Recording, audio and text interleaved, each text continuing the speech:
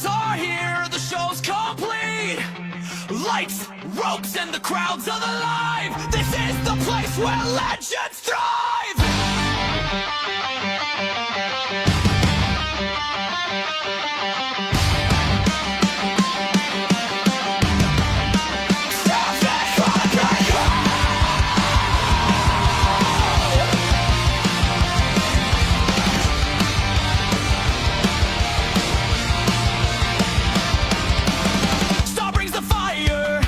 Loud, Ace drop jokes, yeah, he's unbowed. Grizz holds the wisdom, old school and true. Three brothers, one bond, breaking through. From local mess to the worldwide stage, every slam and hold, we write the page. Revolution pulses in every fight. The tavern's alive, hearts ignite. Hear the roar, feel the pain. We bring the heat, we break the crack the match, feel the roar in your veins. Fists are flying, breaking through the chains. From Indiana streets to the global stage, the Tavern, unleash the rage. So everybody, welcome back to the Tap Out Tavern. Today, our guest is a man who has literally tore up the indie scene and on TV for almost 2 decades now. This man has literally held championships everywhere that he has been, including TNA X-Division Champion at that. And this man is none other than the Firestarter Jake Crist. Thanks for coming on here with us today, man. No, man, thanks for having me. Dude, Appreciate y'all. It's really awesome, man. You're one that we've always wanted to have on the podcast when we actually started the podcast. So now we got it. X-Division Champion. Oh, so many people forget about that one, but I don't. Oh, yeah, definitely, man. That's a big feat. Yeah. It definitely is. So, Remember that belt, like, in middle school, high school, like, I was like, fuck, man, that belt was so cool. Oh, can I cuss on that? oh, yeah, dude, we're unfiltered. Okay, you can cool. say whatever you want. You should have heard like, some of the fuck. stuff Jimmy Jacobs told us, I man. was It like, was off the fuck, wall. man, like, that big red belt, like, I was straight edge at the time. Oh, that was awesome. I was like, man, that belt, dope. It really was, man. So, breaking into the business, man, you broke into the business in the early 2000s, right? Yes, sir. It was a completely different ballgame than today. Yeah. It really was. So how did you actually get your start, though? So, had my first professional match in 2002. But before that, I was, like most kids, a backyard wrestler. I did do what I saw on TV. But me and my friends were a little different. So, like, we took a summer, we, like, mow grass, people saved their allowance, like, they got allowance. Shit. Like, I was a poor-ass kid growing up. I didn't get no allowance. So I had to work for my shit. So, like, when we would mow grass, like, kids, we'd throw our stuff together. So we bought metal in welding class, and we built our own ring in welding class. That's awesome. We threw that bitch in my best friend's barn. And, like, we were running backyard shows. We were running weekly shows on Friday. We were doing pretty good. We were drawing around 75 to 125 people. And then all of a sudden, it just, out of the blue, just dropped. It was like 20 people were, like, shaking their heads. Like, where'd everybody go? Young promoters, like, where'd they go? High school football. So we changed our show to Saturdays. Like, we were kind of promoter savvy then. It was just like, man, we got to change our days. My cousin was kind of like our promoter then. Like, he would always, like, the AOL chat rooms were huge then. Like, just starting out. The AIM and all that messenger. Shit. Yeah. So he was just pumping our shit, and News Center 7, which was like a big news station in Dayton, was doing a backyard wrestling piece and got a hold of him. Was like, we want to do a special on your cousins. So they set up a thing. Fucking came and filmed everything. They aired the special that Sunday. Like most people after church, they get together and like they're talking after the service. And, you know, it's like, oh, this is what we did over the weekend, or this is what this happened over the week, blah, blah, blah. They were talking about the backyard wrestling special that they saw on the news, and some gentleman was just like, oh, I wish I knew who those kids were that are out in New Carlisle. They actually seemed like they're athletic, had their heads together, actually had good equipment. And one of the ladies that was in that group was like, I know those kids. My son is their commentator. So, like, they hooked it up. He came. We did a couple matches, and he was like, my name's Bill Kovaleski. Told us his credentials, which he was trained by Bobby and Charlie Fulton in the Monster Factory. And he was like, if you guys work for me for free for 2 years to pay off your training, I'll train you for free. That's awesome. So he came and he trained us for free. It was like 17 of us or so for about 2 years.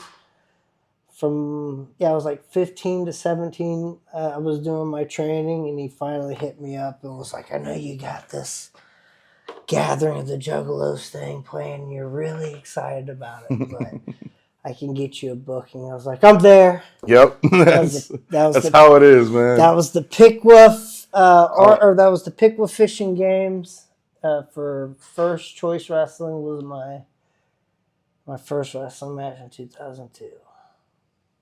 It's awesome. Long story, sorry. That actually goes into my next question. I was going to ask, do you remember your first match? I sure do. It was against my trainer, Bill Kovaleski. The gathering was was in Illinois that year. Cave and Rock. And I was like, I'm gonna do this show. And my wife, actually, that's on the show now, she drove me to my first show. That's awesome. We actually have a picture of me like up like just throwing my arm around her, cheesing hard. I was in my Jeff Hardy attire. It was awesome. So, if anything at all that you could say went wrong in your first match, what would you say it was? Everything went wrong. Down to the smell of the locker room. It was horrible. Let me tell you, let me break this down for you. Pickwa Fishing Games, right? So, it's pipe and drape entrance. I'm waiting for my big cue. I remember like it was yesterday. I came out to Vanilla Ice's hardcore version of Ice Ice Baby. That's cold. Awesome. I don't know if you've ever heard that song. Yes. But that was my first ever theme song in professional wrestling. So I'm waiting for the stop, collaborate, and listen. And I'm about to pop through. You know, I'm like, I'm geared up. I'm ready. My heart just beating out of that chest. Just doom, doom, doom, doom, doom. I'm like about to lose control. Like, what the hell's going on? Like, I hit that. I hear that drop, and I hit that curtain. Bam. But little did I know, little did I not realize that it was just one single little black little cloth, and it started to be pretty windy, so it was about to blow over. I go through the curtain, it falls through, bam. The guy calls me Flying Crazy J, and I was pissed about that because I was just Crazy J. I was just like, where'd you get the fly from? I was like, how does he even know I'm about to fly? Some old lady in the front row, God rest her soul, because I know she was tired. You see it in her eyes. But she was mad. But she called me Crazy H. I was really mad about that. And then right before the match and during some of the parts where the crowd was kind of silent, you could hear pull in the background, because it's at a fishing game, and they're literally, the worst part was the locker room. I hate fish. I hate the smell of fish. Even when I was in Japan, I could not eat fish. I tried sushi, almost threw up. Can't do it. steak and chicken kind of guy. Like I lose so much weight when I go there, but they're pulling their catfish out of the lake and they're frying them on the grill that like is next to us that we're changing. So the locker Right. room is legit. Just the the grill and the cooking area where they throw their catfish on, just chop their heads off and just grill them up right there. Oh man. So yeah, like it was a pretty crazy experience, my first. Sounds like I it, man. remember everything. It definitely sounds crazy. Down to the smell. Now, given all the experience you have now, all these many years later, if you could go back in if you could go back in time, what would you tell that version of yourself? To be patient, to don't take yourself so serious, because there is a before marijuana Jake and an after marijuana Jake, and there's a point where I was just so like intense about wrestling and like so I don't know, just I was so just not I don't know, like I was so into it that I felt like I had to give it all every time. Like I still do, and like because I wrestle. I picked up this mentality even back then that like wrestle every match like it's going to be your last. Like this tonight could be my last match. Should. Like I could be, God forbid I get in an accident and not be able to do this no more, or I die or some shit like that. To be sick and twisted and dark. Like as crazy as that sounds, I always kind of had that mentality. So like I always give it my all, but like I would tell my younger version not to be so hard on himself. And to be patient and let everything kind of play out. I think that's what I would tell my younger version. Gotcha. Okay, so and Question: where's the pool? Do you guys know where the pool is? not sure. But another thing I would tell my younger version of myself is don't take advice from people that you don't want to be in that same position as. It's actually really good advice. That's really good advice. That's something I wish someone would have told me when I first started out. Yeah, honestly. like because I didn't slow down and now I'm out of the ring for the rest of my life. I love my stepfather to death, but like he would give me like tips on working out and shit, and be like, "Dude, you're 375 pounds overweight." Like, but I'd take his advice and shit like that. So a lot of the fans don't realize how brutal and like grueling starting out in the indies is. What was the grind like back then? So different, it's a completely different ball game. Emails was just like starting to become like a thing, and like we were talking about the AMS and Messenger and stuff like that. I would talk with like Matt Stryker and HWA. Like that was really the breakout moment in time for me. Like once I got to HWA, so I was floating around, hovering around the Dayton scene, and became a huge fish in a small pond, and realized it real quick because my third match was for Outlaw Championship Wrestling in Yellow Springs, Ohio. And I'm wrestling this guy named Big Jim Hutchinson. And they're doing live commentary, which I just can't stand. Companies that do live commentary, it just grinds my gears. It just something about it just. But anyways, the promoter Stevie Hayes, he's like, fans,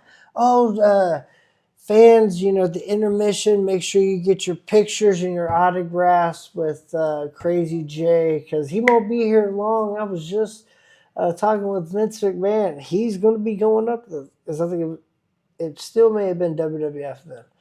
It was like early, or no, it was like late 2000, mid 2002. So I don't know if This transition in I don't know 2001. when so it was around that same time. Like to me, it was they were getting the F out. So like, it may have just so like he's just like he's going to be in the WWE before you know it, and I'm literally nervous as fuck in the match when he's telling me that. Like my heart's just like racing a million miles an hour, thinking like, oh man, I'm about to be like Vince McMahon's about to call me because like back then the business was so protective. Even then, like our trainer never really told us like in my class like how it worked. So it was kind of just still like I had to find out like the term work and shine, cut off, heat, Right. like all like the terms that babyface, hill, all that shit that people know that are just like common knowledge these days, like I didn't know any of that stuff. So it was all new to me, and it was literally we were trained like it was still real. Like it was still the territory days. And when we got to HWA, it like Les Thatcher literally trained us like that too. So like when we were talking to, I remember I had a tag match with this guy named Quentin Lee. And he's like, what do you want to do for your shine? And I was like, what the fuck is a shine? So it was all new foreign territory like, for me and shit. So yeah, I don't know, it was a big learning curve. And once I got to HWA, it seemed like the booking started to come. But like before that, it just was a year around the Dayton Indies and everybody. I was such a new commodity around the Dayton scene. Everybody allowed me to be on the show, and I didn't know I could charge money to wrestle. That's rough. Yeah. So like that first year, I didn't know. It took me a year to get to HWA, and Cody Hawk gave me my first $20 bill, and I was like, you can get paid to do this? Holy shit. That's how like naive and how not smartened up to the business I was. It was like they still treated it like, oh, well, we're going to pay you off the gate, like the old territories, like that. Like it wasn't a guarantee. Like I couldn't just call up RCW and be like, hey, oh yeah, I'm free this date. Here's my guarantee. Back then, it was just like you just get whatever you wanted. They just paid you whatever the gate was, the percentage off the gate, and around 2002, 2003, the business was on the downswing because there was no competition left. Like the Monday Night Wars wasn't a thing. WCW and ECW just closed up, so like literally all there was WWE. Right. So it was completely different. So back then, when you were coming up in the business, when was that moment that you finally realized and felt like you just weren't just another name on the card? Man, I still feel like that. I literally have never been comfortable enough to not feel that way. I don't know, maybe it's just my own insecurities in my mind that I still believe that, I forget who told me this, but I once heard that you never really,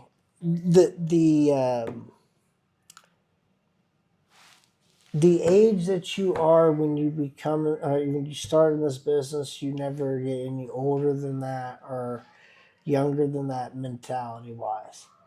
So it's like I broke in at 17. And I feel like that's kind of like true because I still feel like I'm in a younger mindset, if that makes any sense. Right. So You're known to be quite the risk taker, obviously. So here's my question. Do you naturally lean into that, or did that build over time?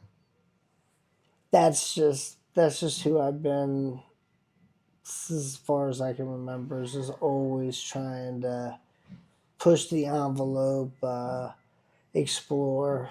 You know, I was a kid that always jumped in the woods. My dad would be like, "All right, Johnny, just get back before sun comes up or sun goes down." So like we would legit just I'd walk and wander in the woods until I either until the sun started to go down or like find your way out. But yeah, like my 40th birthday, I decided to jump out of an airplane just for shits and gigs. Like, you know what? I'm turning 40. Fuck it. Let's risk it all.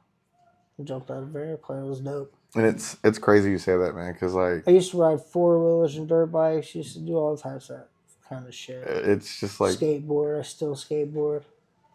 That's because I still think I'm 17. it's crazy. It's just crazy to me because like all the risks that you take and everything. Back when I was growing up, all the other kids were all like Jeff Hardy, Jeff Hardy, Jeff Hardy, Jeff Hardy. And then, like, me and a couple of my buddies were just like, do you not know who Jake Crist is? Like, hold on. Like, we would stay up until, like, 2 o'clock in the morning just to watch you on Ring of Honor. Like, awesome. Thank you, bro. That's so dope. We literally... Yeah, bro. Like, you were honestly... That's, like I was saying, like, I'm actually honored to actually have this interview. Because the two people that I do tell people, like, that I watched that made me want to be a professional wrestler before I did wrestle was you and Adam Copeland. Man, thank you. So that's one thing I've always told people. So yeah, when Melissa told us we could get you for an interview, dude, you can ask Ace over here. I was stoked. Yeah. I was like, I mean, I've booked him before, but I've never actually sat down and had a conversation with him. Fuck yeah. But with the risks that you take, I mean, obviously, I've watched you take so many different risks live and on TV. We've been on cards together, and I've peeked through the curtain and watched you do some pretty crazy stuff, man. What do you think is the craziest bump you've ever taken? Probably the next one. Probably the next one? The next one. It's actually a good answer because you never know what's next. Never know. And you always try to outshine what you've already done. Yeah, bro. I couldn't even tell you, like, there's been so many times where I've thought, like, okay, this is it. Or, like, I've told Nevaeh, I'm sorry, babe, we'll never do this again. And then it just never happens again. So I stopped doing that a long ass time ago. Empty ass promises. But, and there's been so many times where I've been coming home from, like, Clive, Iowa, and she'd call and be like, so I just saw a picture from last night. So how many stitches do you have? You know, so it's funny that you say that because that kind of leads into the next question. Yeah. Another thing you've been known to do from time to time are death matches. What kind of mindset do you have to put yourself into before you get into one of those matches? The same as any other match that I have. Like I don't know. You just got to go out there and fucking do it and not be a pussy about it. Exactly. That's with death matches and just regular matches in general. Like even like how many times have you see someone try to half-ass shit and that's where they get injured? Yep. Like that's one Drake thing. Younger one. I called him my first ever death match was against DJ Hyde for CZW. It was no rope barbed wire. I actually remember that. And I was like, Drake, any advice that you can give me on this is first type of time having this type of match. And he's like, just hit that shit like you normally would, like you'd hit the ropes.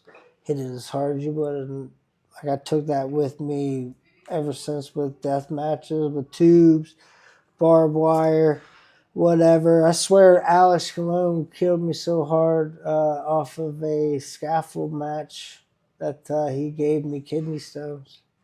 The next day I Oh, was in man. the hospital fucking pissing out kidney stones and trying to. That shit hurt. We stopped at the world's largest truck stop because it was for Sammy, for Revolver. And fucking the finish was Spanish fly off the scaffold into the ring on the bundle of tubes. I kick out and he fucking like puts me in like the Alex Cologne like camel clutch shit. And I fucking like pass out. And we stop at the largest truck stop. I was like, bro, I'm like tired. I need to use the restroom. I have to piss so bad. And I get to the bathroom and I just could not piss. Now I'm starting to freak out. I'm like, fuck, like, let's just get home. Let's get to the emergency room. I get up about another hour or so up the road, and I'm in between, like every 20 minutes, I'm trying to stop the piss. I'm finally able to piss a little bit, and like it's orange, it's got some blood in it and shit. I'm like, no. Yep. Kidney stones. I finally fucking get home, get to the emergency room, and I'm like, I think I got kidney stones. I'm like, we'll check you out. They did the whole fucking ultrasound shit, and damn near there's kidney stones. I just had to pass them. I was like, fuck you, Cologne. Fuck you, Alex Cologne. You fucked me up so hard in a death match to where you gave me kidney stones. And then you said the show was I don't know if it for was something or not. you said the show was for Sammy. You talking about Callahan? Yep, yes, sir. Okay, so funny story about Sammy Callahan. I've never actually gotten to have like a conversation or You're talk to lucky. him. But back when it was Impact Wrestling and you guys were over there, you guys came to South Bend and you guys did the Morrific. Yeah. My son was like one of the biggest Sammy Callahan fans ever. And just a little 4-year-old kid. Sammy made my kid go viral No. on Twitter and was it Instagram. Thumbs up, thumbs down, kid. That's my son. That's Eisen. That's awesome, bro. Small world. Yeah. Small And then world. so getting into that with Impact and everything, when you finally got the opportunity to wrestle on national television, what was that moment like?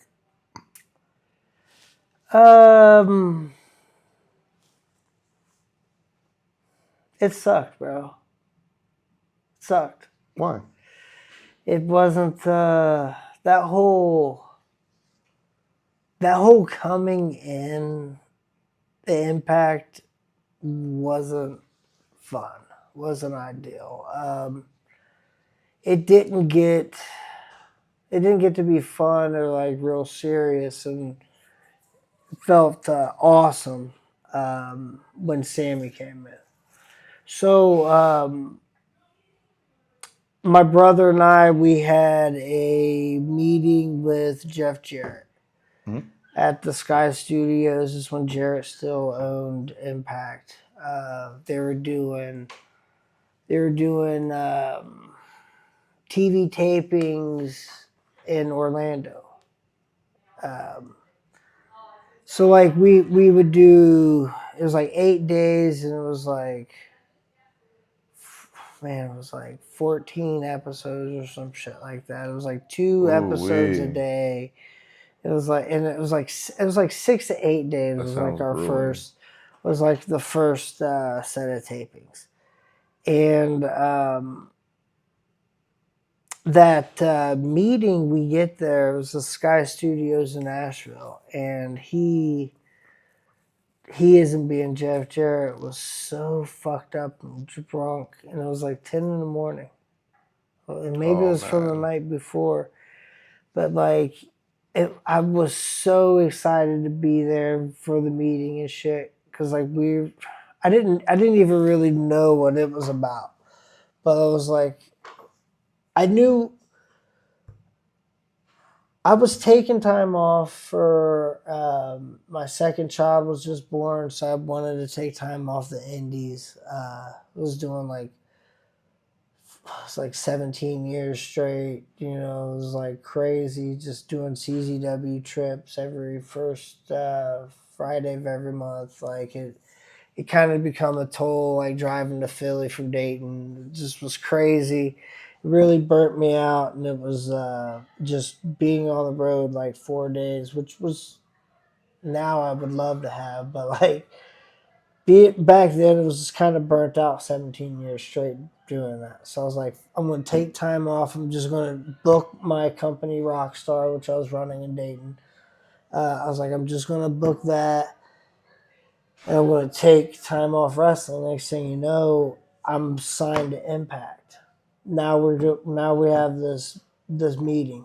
Now I'm in this meeting. Jeff Jarrett's drunk, and he's trying to figure out who he signed. It's like he had no idea. Like, he's like, "What's your name? Your name's Jake." Okay, like, what's your gimmick? And I was doing back then. I was doing like the artist gimmick. It was like the Prince gimmick. Like I was doing like Wendy and Lisa with Trey Miguel. That's what I was doing. Love Trey. I was wearing like I got tired of wearing trunks and like spandex. And so, like, I would go to, like, Route 21 and buy, like, cool shit off the rack, like skinny jeans off the rack that I could move in because, like, and still to this day, gear makers are so unreliable. Like, you could give them money, they'll run away with it, in, like, 2 years you might get gear. Then you get that gear and it doesn't fit. Or it's not the colors you want no more. So, like, me and Sammy kind of, like, created this, like, I think he was like World Desperado at the time, and I was doing the artist, and we kind of like interweave like our looks together on that, and that's what I presented to him. Dave was doing like the King of Dayton, like the cult shit, and like he had like a mask and like all the satanic bullshit, and Jeff Jarrett really liked that. So like they leaned in more to Dave's stuff versus me because I had a glass cane that I was coming out. They could not get over the fact that it was just a prop. That was part of my entrance. That like I had to be a pimp. Oh, you're a pimp then, Jake, right? Because you come out with a cane. No, it's a part of the artist game. A party man. Think Jack Nicholson, Joker, and Exactly. Batman. Like that party man. And that's what I'm trying to pitch to them. They're like, oh no, like get a mask just built just like this, like your brother has. Do this, get gear like him. So like the first 8 weeks, 14 weeks that you see on that Impact run was just, I hated it until when Sammy came, I could finally start to be myself again because like we had leverage because like Sammy, like they loved Sammy and Sammy was going to be the leader of OVE and like how everything was going to be built up. Yep. So like that was all like you, Sammy, Fulton. Well, like Fulton didn't even come in till later. Like Right. me, like I was so depressed on that, and I hated it so much that I didn't even want to be there. That I was just sabotaging shit, and I didn't want to. I want to have good matches, and I didn't give a fuck. I literally was just like, fuck it. Like they did not even know who he signed. Impact did not know who they were signing. I said I was so fed up and pissed. Like Sammy literally saved OVE and my career with Impact because I was out. I was out at that meeting when my boss showed up at 10 or 11 a.m. drunk. Still probably from the night before. Yeah. So yeah, it should have been great, and it was the right answer would be, yeah, it was awesome. Like I waited 15, 17 years or whatever it was to get to that point, and it made it all worthwhile. But no, it didn't. It fucking sucked. To be Debbie Downer, it sucked. I'm sorry. I'm sorry, but I'm trying to be truthful. Hey, Fucking that's all we sucked. ask is be truthful, man. Yeah, We're I'm trying to be unfiltered here. truthful. So obviously with the TV time came more bookings. No, we never about the same. It was all the same on the bookings, but I'm sorry. Didn't mean to cut you off. Oh no, you're good. You're good. You're good. Didn't mean to cut you off. That's what we look for. Yeah, like, bro. This is your time to talk, man. So that all man, HWA just it never stopped. It never stopped. But go ahead. gotcha. So with all the bookings that you have had, you've obviously held championships all over the whole nation, including, like we said earlier, the X-Division Championship. But my question is the X-Division Championship the most important belt that you've held to you, or is there another belt that means more to you than the X-Division title?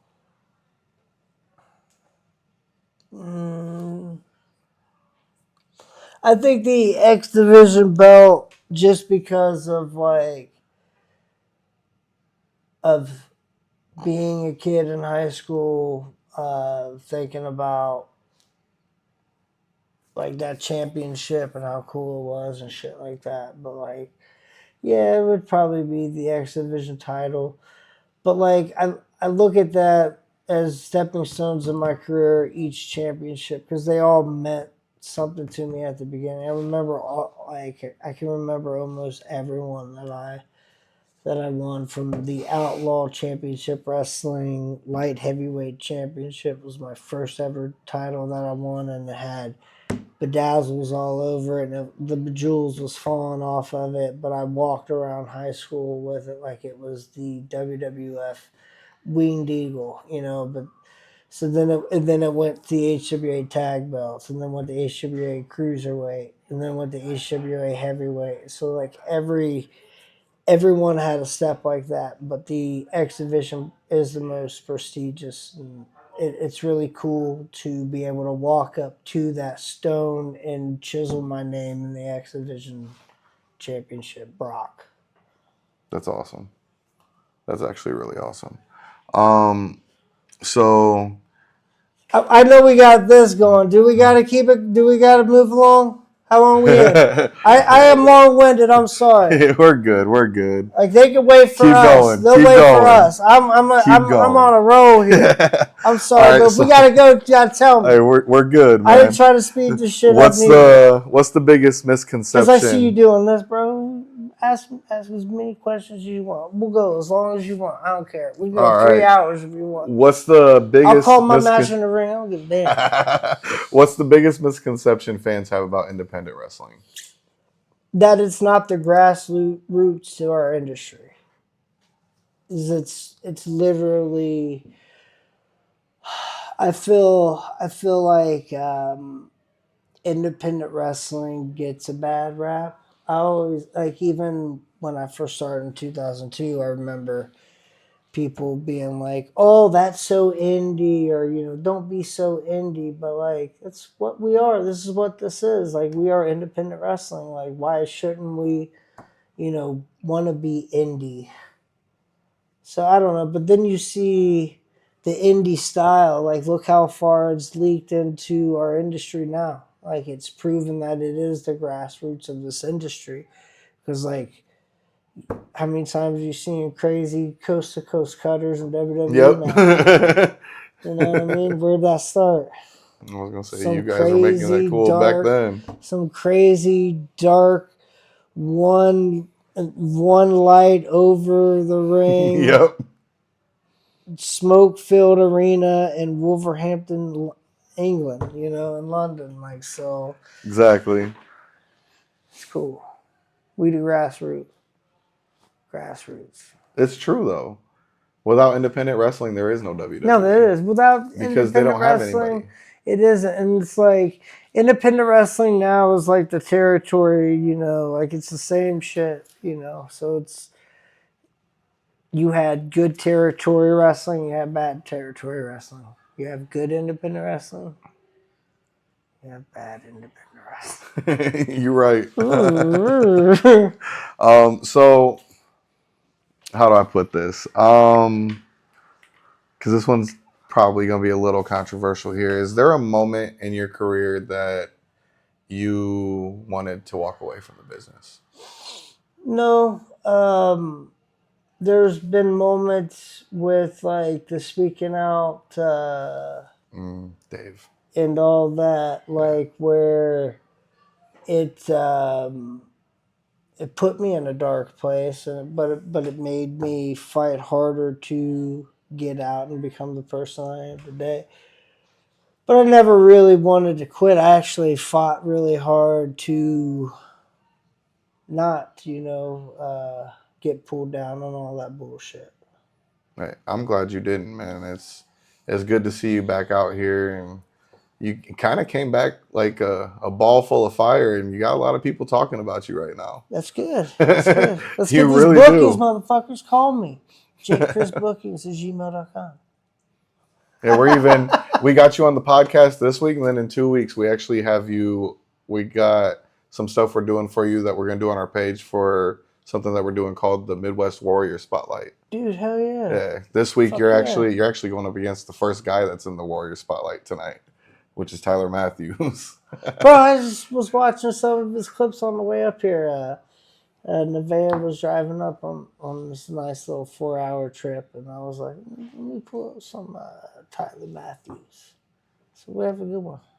Yeah, dude's really good talent. He's He's good. really He's underrated. good. He's good That's shit. kind of I why we can't chose wait. him as our first I one. can't wait. So keeping it kind of a little controversial. Controversy. Yeah. Have you ever been in a match where everything just went completely off the rails? Oh, yeah. And what match comes to Okay, mind when you think that? so there's a few of them. There was one with, I think this guy named Trick Davis. It was like in Cleveland. I had to rough him up a little bit. That was nothing. There's also this one dude named David Logan in Fremont, Ohio. I know that name. Was it a shit show? No, it was a great show. It was for man, what was his name? Why am I thinking Josh? What's the promoter's name? Fremont. Why am I not Hybrid Wrestling? Fremont, Ohio. But anyways, he was getting pushed hard. He was like almost 6 something, I think. I can't remember. I don't remember. I don't know fucking people's stats. He was a big motherfucker. Right. He was way bigger than me. Way taller and way fucking just bulkier, fucking fatter and shit. I was like really tiny at the time. I was doing like Irish airborne shit. Dave just had his first knee injury. We were getting huge. We were getting pushed as a team in Ring of Honor. I started doing singles bookings. He booked me. He's like, I want to book you against Dave Logan. I said, all right, bet. He's like, he's had a match with Bryan Danielson. He's had a match with Tyler. He's like naming like all these Ring of Honor guys that he's had matches. And he's like, they took him to his limit. They've, he's done like a flash pin on them after 15, 20 minutes, like Ring of Honor talent puts him over, shake his hand after, because everyone knows back in the early 2000s, 2006, 2007, 2008, that was the big thing. After your match, you showed respect, like Ring of Honor, and you shook your opponent's hand.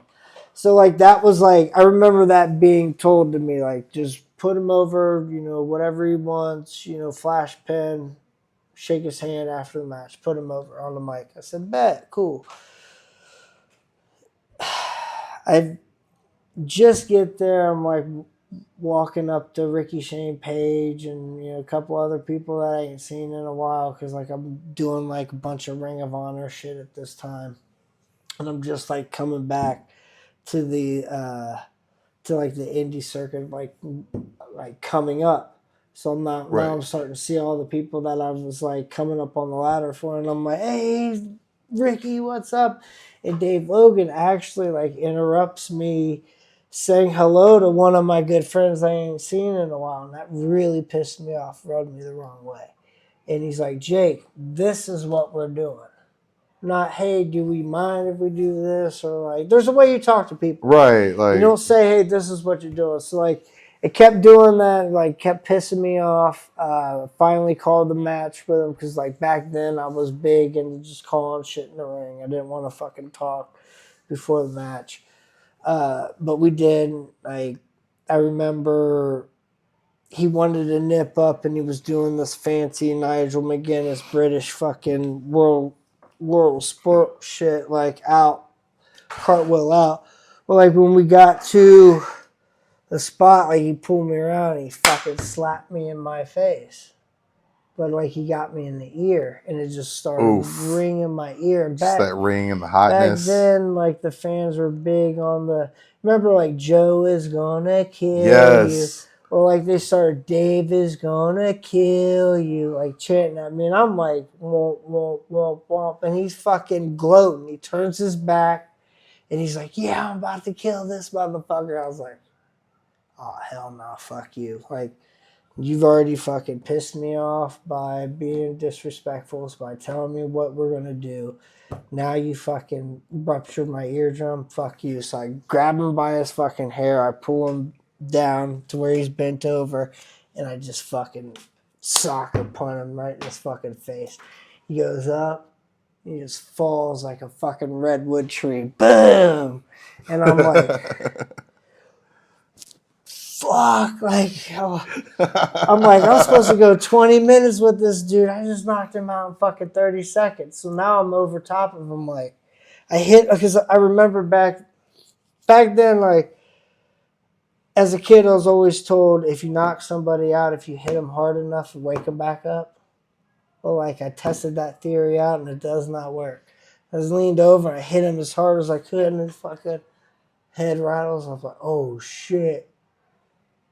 I look at the crowd. I'm like, I lean down and I fucking hook his leg. Referees 1, 2. And since Dave Logan was supposed to win and we're supposed to do 20 minutes, referee stops his count. And I'm like, I hook us, count to 3, motherfucker. Yeah. 1, 2, hesitation 3. And like, I pop up like I'm Conor McGregor winning the fucking UFC championship. Like, who's going to fucking kill him now? But yeah, that was one that, I'm sorry, I went on a tangent there. Oh, no, you're good. That's what we look for, man. I have long stories. Melissa already warned us. Long.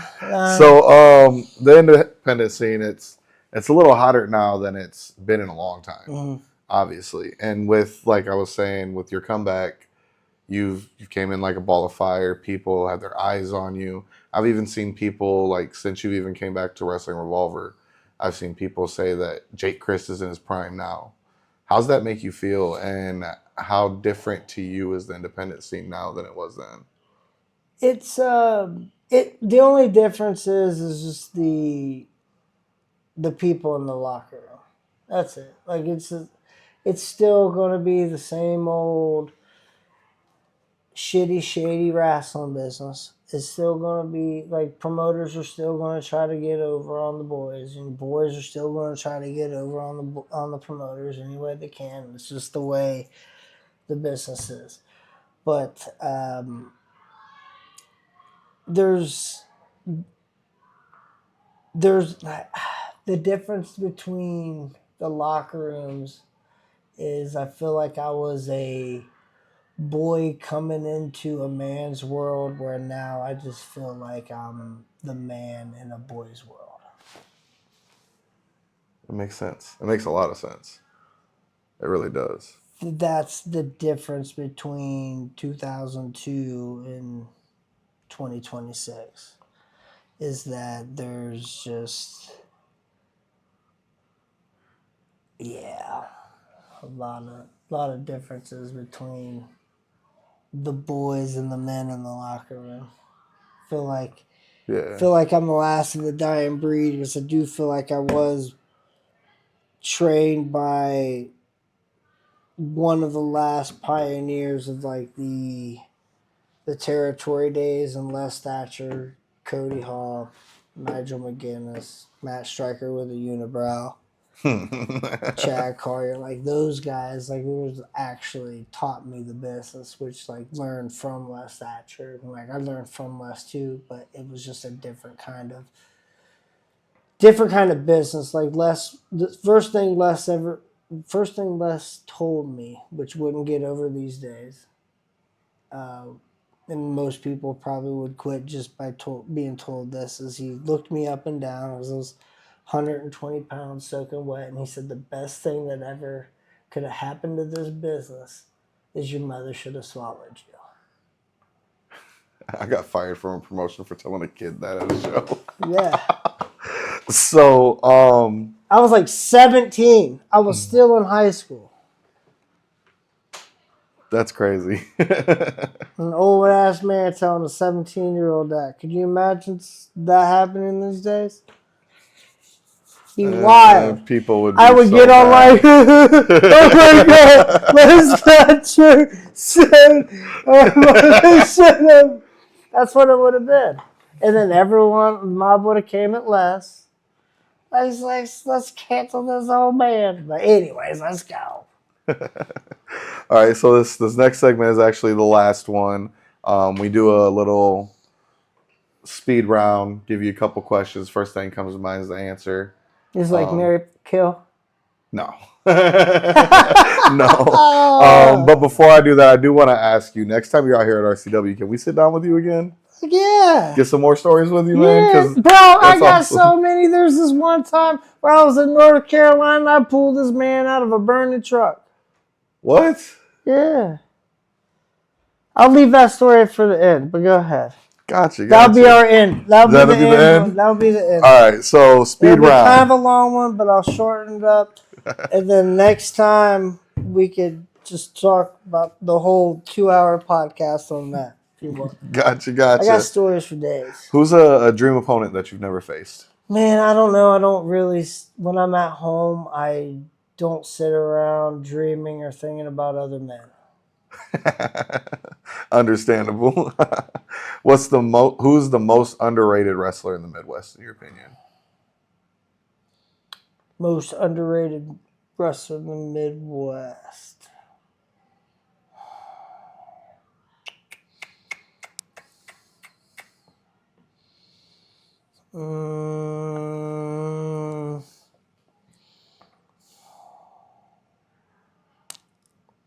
I can't think of one, man, because like if I feel like the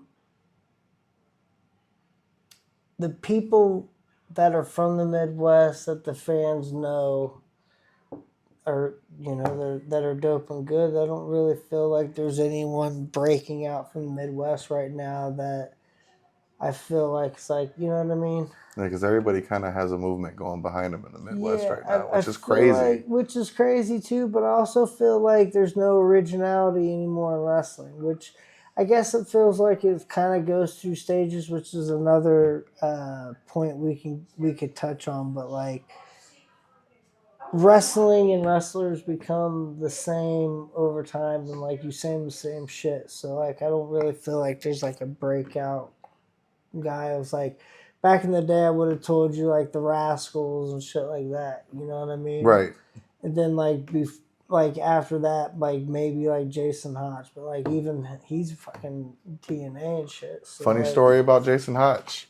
Me and him were close. Like he's awesome. The Ox Benefit show that you did for us, he was my tag team partner in my retirement match. Back when he was Jason Page. Yeah. So yeah, like it's it's crazy. I'm gonna take the cop out. So who's the hardest hitter you've ever faced? Hardest hitter I've ever faced was, I don't know, maybe. Again, like about this podcast, I talked about being a boy coming into man's world. Like BJ Whitmer was the first guy to ever knock me out in a match. BJ Whitmer was really stiff. Sammy we were always stiff. Anyone you were really close with, you were stiff with. So like, Me and Sammy had some brutal matches. Nigel McGuinness was really stiff. Like I was his bumping dummy on like learning the Les Carrot lariat in the Tower of London. I was literally the guy he practiced on. Oh wow. He's like, I have an idea for this, mate, and he just fucking would cream me. I was like, no wonder you're blowing your fucking biceps out. Those were probably the stiffest guys. What's your favorite city to wrestle in if you had to pick one? Dayton, Clive, Iowa.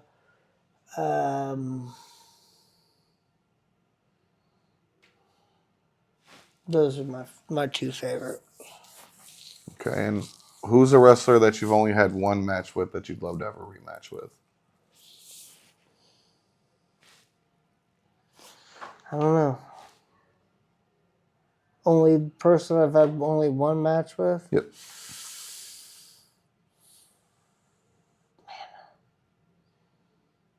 Steve Macklin.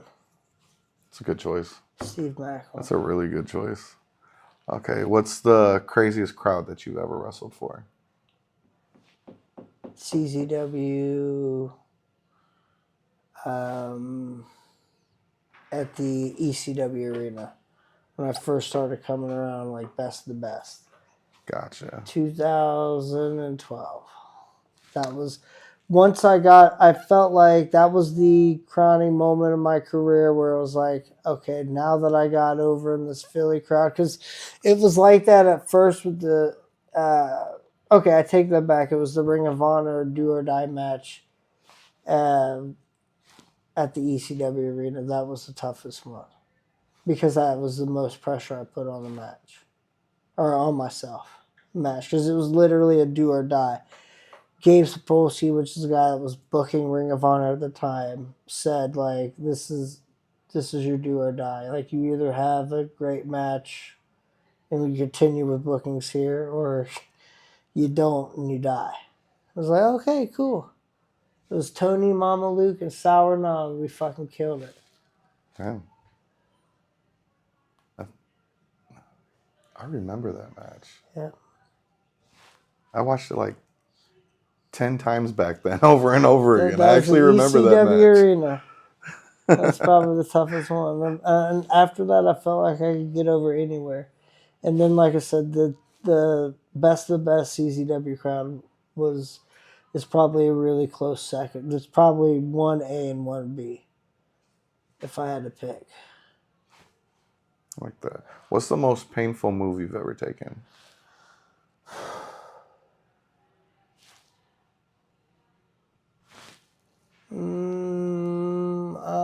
The Wham Bam Thank You Ma'am by this guy named Killer Freak Clown. It was like my 17th match ever. James, I love you to death, but you're an asshole for dropping me on my shoulder. Dislocated my shoulder. Fucked me up forever. I could Damn. let me see if I can get hold on. This is from KFC. Hold on, let me see if I can get this on here. Oh man. That was the most painful bump. All right. So last one of those is one wrestler, other than Jake Crist, obviously, that everybody should look out for in 2026, in your opinion. Madman Fulton. I was thinking this. I've been thinking the same thing, honestly. Madman Fulton. It's fucking his time to shine. Is he still out in China or? No. Either him or Rich Swann. I'd like to see Rich Swann make a comeback. Like, I mean, obviously he is back, but I'd like to see him flourish again, man. I'd like to see him back in the WWE, baby. That's what you're saying.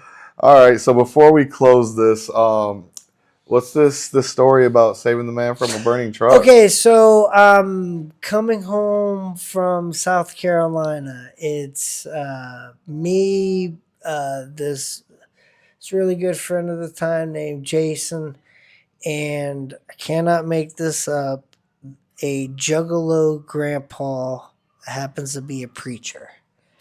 His name is David Ashburn. He was driving. I'm wrestling for PWX. I actually left early because, hey, it's a 9-hour drive.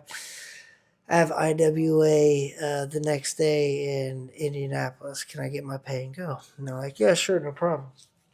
As soon as we cross into the North Carolina border, the highway starts to slow down. People are starting to like hit their brakes and stuff, and we're just at a creep. We're at a stall, and I'm like, what the hell is going on? Next thing you know, like people are out of their cars and just staring. What the hell? We're just creeping along. We're probably around 2 or 3 miles an hour at this point. And that's where, like, I look through David Ashburn's side window, and there's this truck wrapped around a concrete pillar, head on.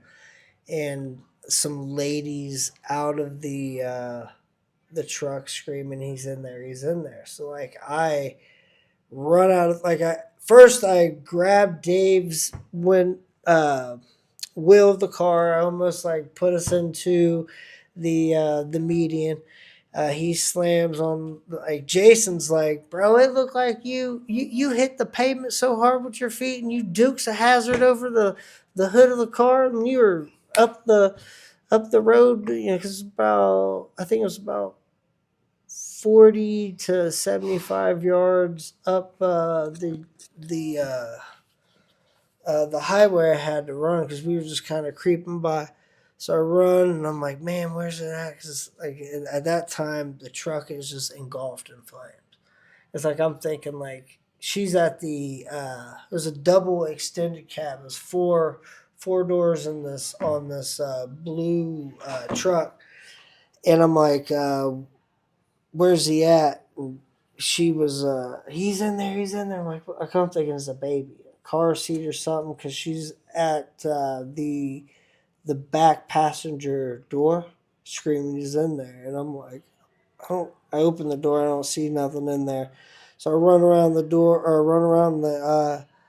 to the front door, and I open and I just see a pair of J's staring at me in my feet, and I just reach in this it was like a brick oven. Like if you ever like cook pizzas in a brick like a brick fire oven, that's what it looked like. It was just fire around. So I reach in and I grab this guy and his lifeless body. I pull him out of the truck, bam, and I'm thinking like, damn, like the hell's going on? I'm like, oh shit. Like I start hearing like crackles of like the truck. I'm thinking Terminator 2, like this shit's about to fucking explode. This car's about. So I've seen a lot of crazy action movies. I'm like, this shit's about to explode. Like, what the hell's going on? So I start to grab this man's wrist and I start to pull him up this hill. At that point, David, he's like 50, 60 years old. I'm like, bro, grab his ankles and help me get him up. Right. So we pull him up out of harm's way. That's when like the tires start to explode, and it's fucking crazy sound. Charlotte police and fire and EMTs come, like, get them, like hooked up. They all went. The officer took my statement, and the three of us got on the road and went to the next town. He was pretty lucky that it was you guys and not someone else. It was pretty crazy because it was around, I don't know, like 50 to 100 people just staring around. I looked up and there was like 10 people up the hill just so can you get some help? Like I remember the officer asking me, she was like, why'd you do it? And I was like, I just did what I would want anybody else to do for me. Like, it was just, I was like, to be honest with you, I wasn't thinking. I have a wife and 2 children at home. Like, right. I put myself in harm's way. I was like, I'll be honest with you, I wasn't thinking. I was like, I was like, ma'am, I don't want to be sued. I don't I don't know how this works. And she's like, man, she's like, sir, down here we call that a hero. And like, so like on the way home, after like 2 hours of just silence of hear and like just list, like there was no playing podcasts, no listening to music. I didn't talk to Jason or Dave on the way home. Like it was literally like 2 hours of silence where I was just like, holy fuck. So like I called 3 people. I called my wife, I called Sammy, and I called my buddy Jeremiah. Jeremiah happened to be wrestling for Ian Rotten that night, and I guess he was having like his closing locker room meeting, and Jeremiah like sushed Ian and like went out to take my call, and like he's like, "What the hell happened? You don't fucking sush me. This is IWA Mid-South. This is my territory." It was like what Ian was telling Josh, and Josh was like, "Nah, bro, this is what happened to John. You need to give fucking Jake a call." So like he calls me and I told him what happened.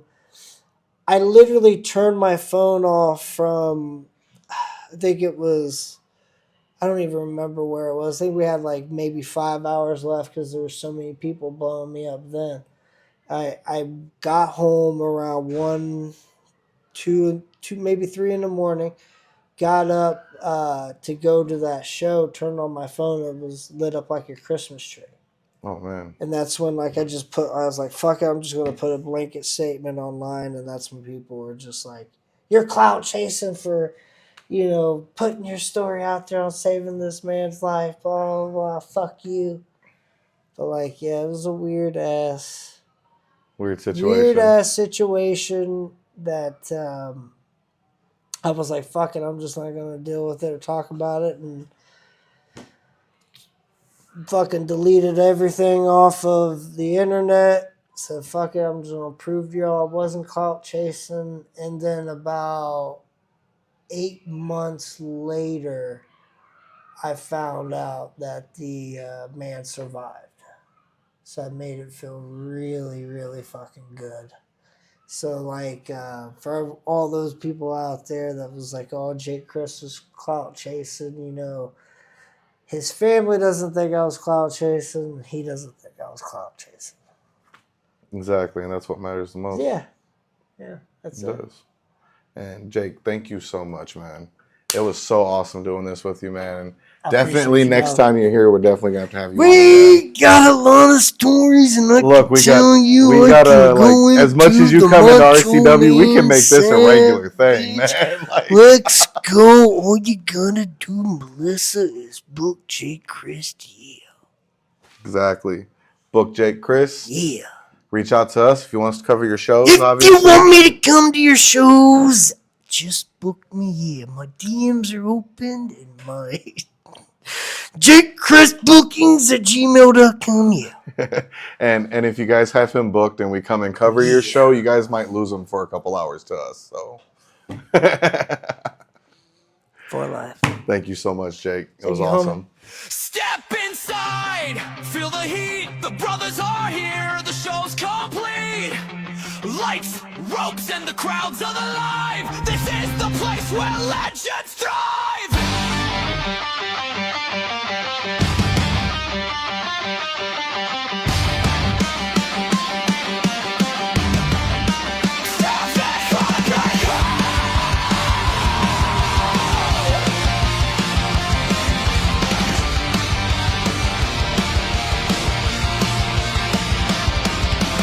Starr brings the fire, brash and loud.